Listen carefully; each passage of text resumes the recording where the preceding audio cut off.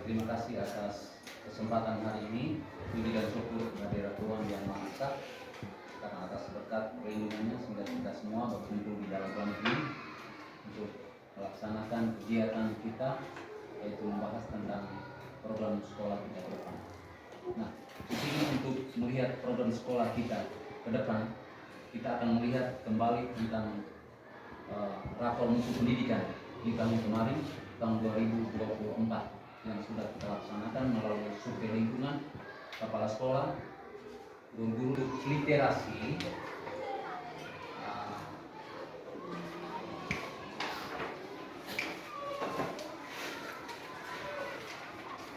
untuk kemampuan literasi kita itu masih dalam sedang ya, ada kurang, baik, sedang.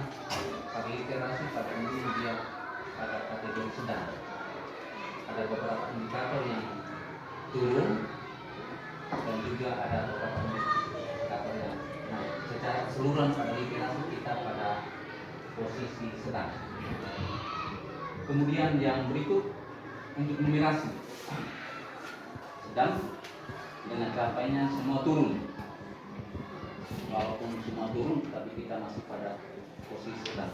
Nah, untuk melihat beberapa capaian yang kita sudah capai di rapor itu tahun 2024 yang lalu, berarti di posisi sedang.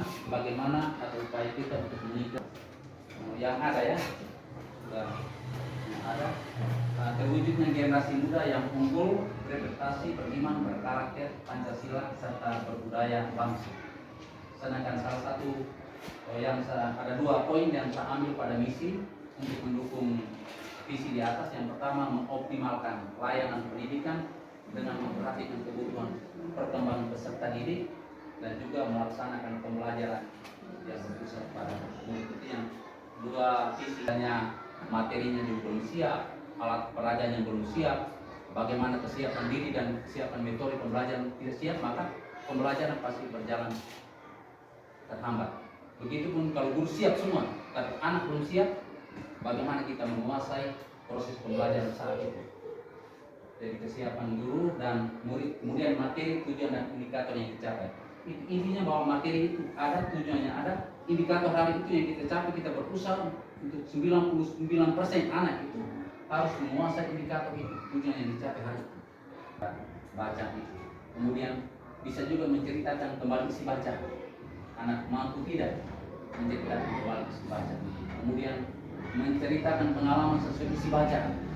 Dari bacaan itu mereka kaitkan dengan pengalaman hidup mereka setiap hari atau pengalaman lainnya, baik itu pengalaman menarik atau juga khususnya pada numerasi. Barangkali saya bisa mendengarkan pendekatan, model-model pendekatan yang Bapak lakukan, baik itu pada literasi dan numerasi. Karena lihat dari rapor itu, kalau pada soal karakter itu kita sudah baik, sedangkan pada literasi dan numerasi kita masih pada posisi sedang.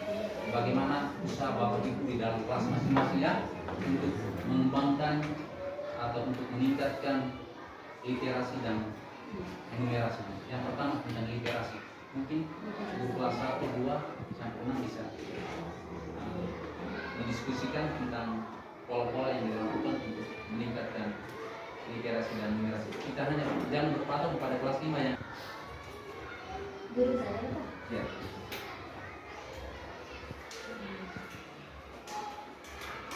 Terima kasih atas kesempatan yang diberikan.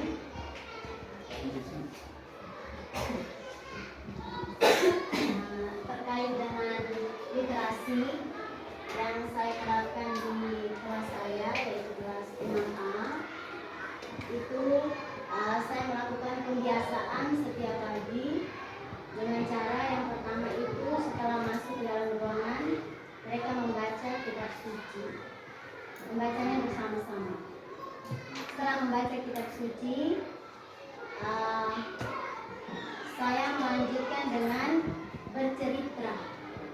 Jadi cerita apa saja, misalnya cerita keseharian mereka di rumah boleh, atau kejadian pagi hari pada saat mereka berangkat dari rumah ke sekolah, itu juga boleh. Intinya cerita. Jadi satu hari itu saya berpatokan tidak semua orang, tetapi 4 orang. Besoknya dibuat seperti itu lagi dengan orang yang berbeda untuk cerita. Sedangkan untuk numerasi itu memang setiap pagi juga pembiasaan. Setiap pagi sebelum masuk ke kelas itu kami perkalian di depan pintu.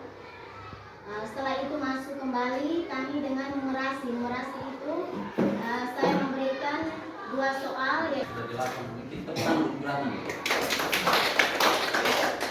Apa yang sudah dilakukan diterapkan berani baik pada literasi dan numerasi. Pada umumnya di kelas semua kelas itu numerasi itu wajib disediakan di panggung. Kalau di kelas mungkin di luar ya, mungkin di dalam ditambah lagi. Tapi sepanjang yang saya amati literasi dan numerasi itu dia jangan lupa. Terima kasih atas kesempatan yang diberikan untuk menjadi kegiatan pembelajaran kami setiap hari di kelas. Yang pertama, seperti apa yang diungkapkan oleh Wali Kelas 6 tadi, kami melakukan kegiatan literasi dengan doa bersama dan membaca kitab suci secara bersama-sama. Setelah itu, bagi anak-anak yang bacanya belum lancar diberi kesempatan untuk membaca kembali kitab suci itu.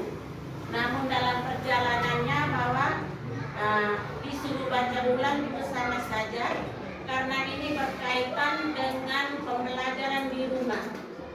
Setiap hari setelah kami latih baca literasi, saya selalu cek siapa yang selalu saja belajar di rumah, terutama membaca.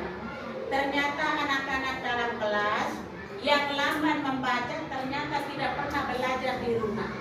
Jadi apa yang kita terapkan di sekolah kita boleh ingatkan secara berulang kali, ternyata pelaksananya tidak ada. Yang bisa belajar dengan aktif di rumah itu hanya anak-anak yang sudah lancar dalam membaca. Sehingga sampai dengan hari ini di kelas 3A masih sekitar 6-7 anak yang belum bisa membaca dengan lancar. Ini karena pengaruh dari rumah tersebut. Kemudian untuk